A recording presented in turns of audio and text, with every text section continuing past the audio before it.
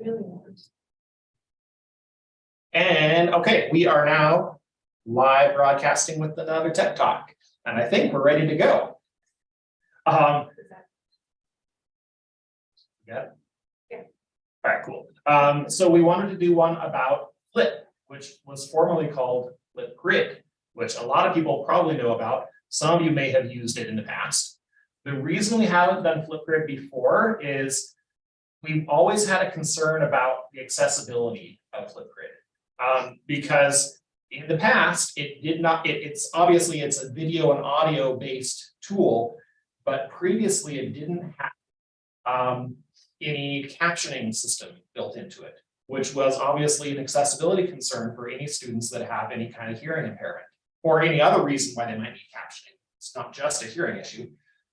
But just pretty recently, FlipGrid was purchased by Microsoft. They rebranded it as Flip.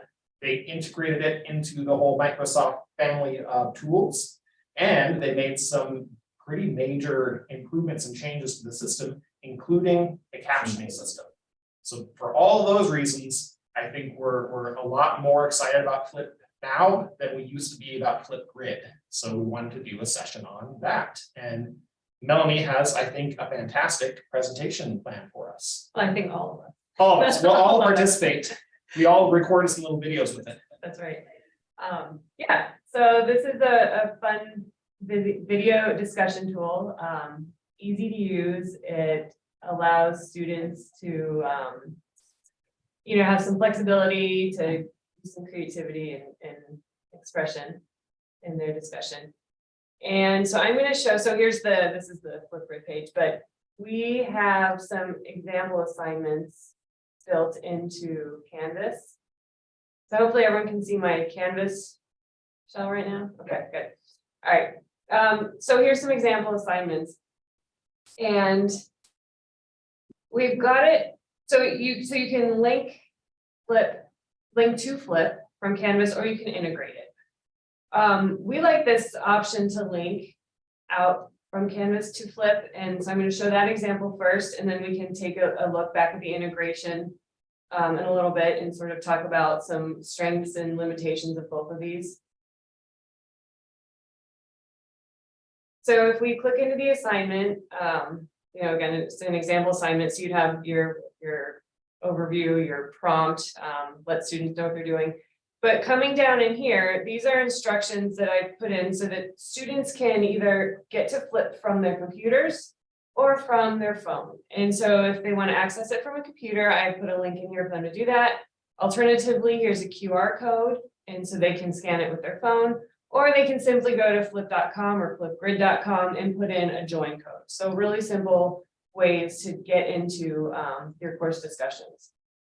So I'm going to go ahead and click on this link, which should take us into our course in Flip. And Melanie, should we mention that because it's now part of Microsoft and because our email system is a Microsoft email system, students don't have to create an account to do this. They just log in with their Bigfoot email, which is another benefit, no extra accounts required. Yes, exactly. However, if a student is using their phone, they will need to have the app downloaded on their phone. Gotcha. But if using through the computer, it's just browser based. Yep, exactly. So I've linked us into what would be the course page, and so you can modify this banner. You can put your course name in here, and so Flip calls this the group, and then within the group are the topics, and so that's the Flip term. But for us, it would be like the discussion assignments. The different assignments are what Flip calls topics. And so I've got two topics in here, two discussion assignments to show an example. I could have linked directly into this discussion, but for the purpose of showing this, I wanted to show sort of the overall group or course page, and you can see the layout of how the different discussions would look. So you can see that in this first discussion topic, we have already contributed some responses. So that's what it would look like. You'd see all the tiles of the students who responded to your discussion topic. In the second topic, no one has responded yet. You can see that that's the case. So if I go ahead and click into this topic, this is what a student would see. And so there's a place to put the prompt, the discussion prompt. Now I put an image in here. You can also put a video. So I could have recorded a video of myself giving the prompt, right? And so that may, you know, break down some barriers if students are nervous about recording themselves, maybe by putting that there first as a way to kind of ease them into that. And so students will see this interface. They can see all the responses that people have made. They can see, so Nick made this response and one person, Nick, commented on that response, right? And so they can see how many people commented and then click in. But before doing that, I just wanted to take a look at what it looks like when a student clicks to add their response. So they come in here, they see the prompt, and they want to respond to the prompt, so they click this add response button. So we can see if that works. But, you know. No, I don't think so. I think it will. I think it so? Yeah. Might just load really slowly. See, it's not going to do it. Oh, you're right. Right, so we're going to close, but I have an image here showing what the interface would look like. You only have your. Right, browser I need there, to so- stop sharing and reshare. Okay. So I'm gonna share a different screen here. This one. And Melanie, you should also click on the share sound and optimize for video clip buttons on your share. Where, here, go ahead. Show me what you. Oh, yeah, that's, I'm just gonna review this really quick, Yeah. just because we're about to be showing some videos, so. Check it out, share sound and optimize for video. Then our share is gonna, Oh, I see what you're saying. okay, now. Cool, thanks, yeah. Okay, so this is what the interface would look like. So if you're a student and you click in to record a response, or if I am, this is what I would see. And so. Yeah, there we go, okay. So up here, this is the time limit that a student has to record. And so this is set by the instructor. Flip allows a maximum of 10 minutes of recording, but an instructor can decide exactly how long they want that time to be. You know, if you don't want to look through 10 minutes of, you know, each person's video, you can reduce that. Flip allows choices for backgrounds and filters. And there's a filter that for students who may not fully want to be on camera that will pixelate their image. And I think Caleb has an example to show that. And then backgrounds, allowing for fuzzing out a background behind you, or a student can put an image, they can use their computer screen, they can use a browser tab for background. So lots of flexibility there. This also has a whiteboard option, and I think Nick has an example of the whiteboard that he may or may not want to show. And so this is kind of cool. A student can pull it up. They can decide if they, you know, how much of their screen they want to put that whiteboard on. They can type words, or they can write with the pen tool. They can do it live while it's recording, or they can pause their video, write what they want to write, and then restart the video again. And then you also have the option to just do an audio recording, right? You don't Yes. have to do a video recording. Yes, good point. Yeah. So if a student wants to just click on audio. And actually, while we're there, Jennifer asked a really good question, thinking about issues for running start students under the age of 16. Is there a way to kind of like prevent certain videos from showing? So, for example, underage students that might not be able to kind of send that into a group space, that recorded self. Would that basically be the workaround? Just do an audio recording kind of thing? I think you could encourage your students, you know, if like maybe that's part of your first prompt is if you're not comfortable showing yourself on video, or if you are under 18 for privacy reasons, you don't want to show your video, then they can either just record audio, or they can, and I think we'll see some examples, you can still record video and also still obscure your face if you would prefer to do that. So I think we'll see what that looks like in a second. Yeah. Gotcha. And yeah, so the only other last thing I was going to show in this interface, which is kind of fun, helpful maybe for students who are a little bit nervous about talking on camera, they can open up the sticky note, they can type some presentation notes or some talking points, and it will not show up on their recording. So it's just a little bit of a comfort crutch if somebody feels like they need that. So I'm going to go ahead and Actually, I think it's just sharing your whole screen, so you could just close out of the, you just go Okay. back into your browser. perfect, thank you. And so let's go back and look at Flip. And so then we have some examples of some responses, and I'm going to kind of hand that over to you guys of what do you want to show the response interface or no? Sure. Well, I mean, I'll can- show mine and kind of talk through my experience, Yeah, because I think like- it was interesting, because I haven't really used a tool like this. Reminds me more of like social media platforms, which I think is kind of one of the strengths, right? It's a Yeah. lot like, say, TikTok or something like that, where you can edit and change things around. And since I know we talk a lot about maybe what the tech skills of our current students are, it's pretty user friendly, at least for the people that would be using this. So you can basically set up a background. Welcome. Before I start just saying random stuff. The background, you can basically choose any kind of, I guess just like Zoom, you can choose a virtual background. You can also kind of create on the right-hand side, this was just a whiteboard option, and I'll mute for now. Oh, gosh, I don't think it's gonna let you. Well, you can just move the cursor over to see the writing part of it too. yeah, this is, okay, we'll just I have think to we listen. listen to your wonderful monitor. We'll have to do that. Just do it.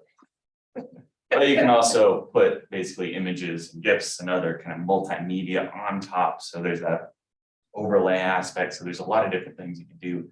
Say if it was like a presentation, for example, I could see students bringing those pieces in. Maybe it's an image of it's geology, some sort of rock formation, and I'm talking through it, just trying to. And then there's also a closed Welcome caption to my button on TED there. Talk. Yes, This is a turtle. Fully automated. Fully I automated. like Zoom auto captions. Yeah, but you don't have to worry about turning it on, so it just loaded just that. does. Yeah, right after I finished recording. Students can draw onto the background as well. Maybe better than I can, but I don't know, that's pretty. It's very mad. It's a very good turtle. and the closed This is a captioning cat. actually did a really good job, Yeah. or the automatic cap. Yeah, Good absolutely. job. And He is less mad. yep, important points. But you can also change kind of the background and the images during the actual recording, which was kind of cool. So I could have changed the color that I was using. And I This could is a have dog. essentially He is taken neutral. myself out of the recording and then just drawn over, say, a blank sheet or a blank And it whiteboard. looks like it's gonna autoplay the next Yes. one. There, Yeah. I'm adding this So response. it's kind of TikTok style, it's gonna run through, and if you scroll down there, you can see that it's one of them have a response. Oh, yeah, go back to the last. The other thing that an instructor can control is, do they want responses in video or in text or both? So that gives some flexibility to students that way too. Gotcha. So here's a response that I recorded for Nick. Hey Nick, I really like your turtle, and I really like your cat, and I really like your TED Talk. Oh, okay, bye. They're So the most awkward group of people. exactly, Oh, but when I did that one, I used a pixelated filter on there as an example of if a student doesn't really want to show their face, but they still want to participate, this gives them a lot of flexibility.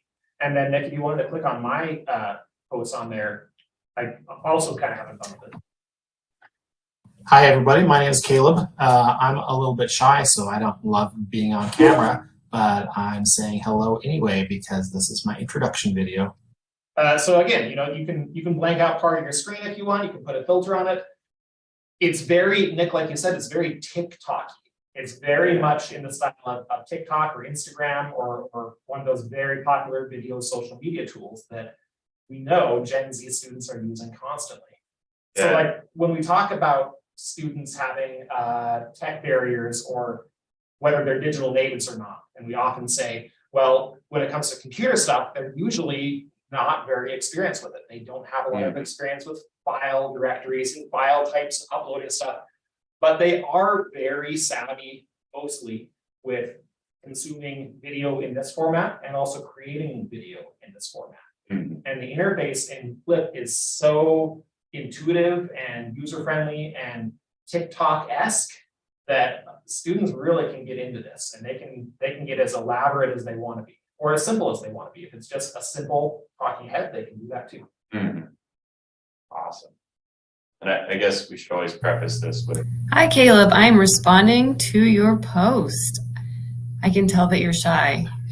I think you did a good job of concealing your identity. I almost couldn't tell who you were. I did did want to say that, we're talking about social media, and I think in this case, sometimes I think instructors might bristle just with that likeness or that parallel, but in here, it's definitely a boon for us to be able to find a platform that works similar to what they're using. I just want to make sure that was clear, is that we are endorsing it because it's like social media, but not because it is. Yeah. Agreed. Okay, what else do we want to talk about? Well, are we done with the flip interface? We can go back and I talk think about we the are, it's campus like interface. super self-explanatory. Yeah, okay. Let me just make sure that we've answered, okay, so Jennifer Carson's questions. Yeah, if you have any more questions about that interface, we can bring it up as we go, but. So yeah, we should look at how does this connect into Canvas then? Yeah, okay. Okay, so I just want to first point out strength of this model of linking from Canvas to the external site is that the rubric maintains or stays intact within the assignment, so the student can open the assignment, they'll see the rubric in there.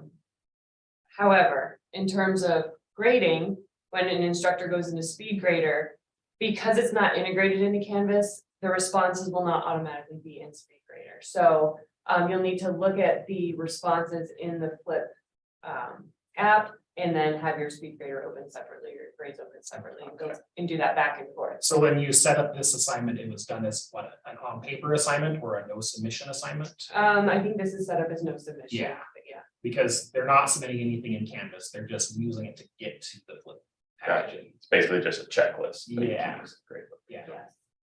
Yes. So then the alternative, and I'll look at this in a student view, would be to integrate Flip right into your Canvas assignment. And so a student would see something that looks like this. And so it's nice because it's right in that Canvas shell. However, once an external tool gets integrated into Canvas, the students can no longer see the rubric. So if you're using a rubric, they can't see it in this assignment anymore. So you would either need to kind of post it in, there's a table or an image. It will be in SpeedGrader though, and so that's a benefit of this, is the responses are going to be fed straight to SpeedGrader and you'll have that rubric in SpeedGrader. Gotcha. And then the other kind of challenges we saw with this model is if students are accessing it through their phones, going through Canvas on their phone into Flip on their phone, we saw a lot of sort of inconsistent results, right? Didn't always work the way we'd expect. But doing it this way with the integration, it seems to work pretty nicely on a computer. Yeah. So I think that would be, so there's pros and cons to both ways. I think the important thing is make sure you are explaining that to your students. That if you're using this direct integrated version of the assignment, you should probably specifically say, I strongly recommend that you do this from your laptop instead of from your phone. Even though, like, we know that students are used to doing these kinds of things on their phone. They're used to doing TikTok from their phone. Right. So if that's the case, then maybe you're better off doing the no submission assignment with a link to the FlipGrid thing. Something you have to decide for yourself, I think. Yeah. And then just for the sake of it, would you mind just clicking add responses? I can't remember exactly what this looks like, but if I remember, it just opens it up all within Canvas. It right? does, Okay. yeah, so it's again not gonna allow us to do it, but we'd see that same interface, but it would be right here in the Canvas or in the Canvas assignment, which is really nice. And then as the instructor, when you go and grade this, does it take you directly? How does Yes, that work? so the responses would show up in SpeedGrader. So if we go into our SpeedGrader, I remember being a test. Oh, wow, it goes straight Yes. directly to the video. That's actually pretty slick. it is. So that's definitely a benefit. Mhm. The downside then is rubrics don't show up for students in the student view. And the phone experience is not great. So we would want to recommend that students use their laptop this way. And I think it was specifically iPhones. Mm-hmm. So I think the Android was working all right, Android on but my iPhone was an absolute Yeah, insert expletive. but that's a problem because from analytic data, we know about 90% of our students have iPhones. It's a huge percentage. So something to be aware of. But this integration here is super streamlined. It is, yeah. Oh, and Jennifer brings up a good point. Jennifer usually just takes a screenshot of the rubric and posts it along with the external Mhm. tool. And can still see the rubric when grading. Yeah. Was there any other points we needed to make sure we touched on? I think we covered the main things. Awesome. I'm very curious, how many people in our meeting here have used FlipGrid or Flip? And if anybody wanted to share their experiences with it or their opinion of it, I'd love to hear. I'm seeing shaking heads, so that must mean everybody's in the right place. I do see Chad Henry in here. I know he's been using Flip extensively. Not to call him out right in the afternoon. And then Jennifer asked, are there instructions for creating these assignments in our courses? We don't have like written instructions for it. Would you want, how hard would it take to just quickly make one to show what the external tool looks like? Well, so it's not difficult, but what needs to happen within the Flip interface. Okay. So if I were to go back into here. I go into my. All right, so there's an integration that you need to find in the Flip interface within your settings. And it gives you,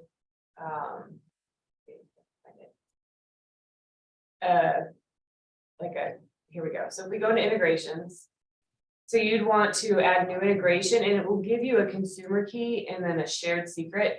And so when you're in your Canvas shell and you add Flip as an external tool, it's going to ask for these two things.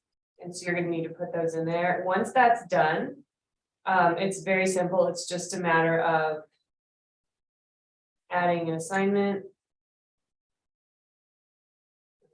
Name. Or would it be adding an external tool? Yes, adding an external tool, thank you. That's what I always do. Yes. So that's what I was. But I will say, if you want the rubric in there, you need to add it as a regular assignment first, build out the rubric, interesting. and then go back and add it as an external tool. Otherwise, you will not be able to add a rubric as an external tool. Yes, an external tool. External tool on URL. You guys should be using the mouse today, and I just, I clicked a button. I did That's it. okay. It's good to know I'm not the only one that does that though, because that's literally my same workflow. I'll click the wrong thing and then I finally work my way down to external tool. Okay, so we're in external tools. We need to Collab. Find Flip. Yeah, there's Flip. Okay, Flip. Add item. Hmm. And then makes the assignment. If we click on it, then what happens? Then it shows up because I've already done that integration. Right. Gotcha. The first time you do this, you'll have to get that code and that password. And if somebody wants to try this and they're not quite sure about this step, get with one of us and we would gladly walk through it with you either in person or on Zoom, whatever we need to do. Because I think it's a super cool tool. I think from what I've heard from instructors that do use this, students kind of love it. Like it's very interactive. It creates so much social presence in an online class to do this. Some students get super into using the filters and the backgrounds and the little stickers and everything, and they get very creative. Some students don't, and that's fine. Yeah, Got a wide range of use here. absolutely. I do want to highlight something that Jennifer was pointing out though. She was talking about, she's had her own students use it for their assessments. There may be some hoops to integrate for older students. So of course, we're talking about one end of the spectrum. What's it look like for the other end? Great point. That's where, we'd have to have a little bit more support and trying to offer as much transparency as we can. But at the end of the day, anytime you're integrating a tool, we're probably going to have somebody get lost somewhere in the process. So Yeah. But I think the potential upside of having this kind of super simple, low barrier, user-friendly video discussions, I think there's a lot of benefit worth considering. Well, we're out of time. Is there anything else we want to make sure we hit before we say goodbye for the day? I'm feeling pretty good about that. I think it's so. great. maybe we'll just give everybody an opportunity if they want to ask any more questions. Absolutely. Otherwise, Have a great Tuesday. We will not be having Tech Talks next week because we're going to Vegas, baby. We got a conference we get to go to. I don't mean to brag, but I'm totally bragging. We get to go to a conference and a real one in person, like it at a place. I haven't gotten to do that in like 2 years. But we'll be back in November. Yeah, it's gonna be great. All The right. conference, it's gonna be a very cool conference. It's gonna be super productive and we're gonna learn a lot and we're gonna pay attention to everything. And we're definitely Obviously. not just getting out of town. No, we are all too awkward to really make Vegas, I think, an event. It's gonna be a lot of sitting in our hotel rooms working on projects, I imagine. Probably. All right, everybody, thanks for coming. Oh, good call, Jeff.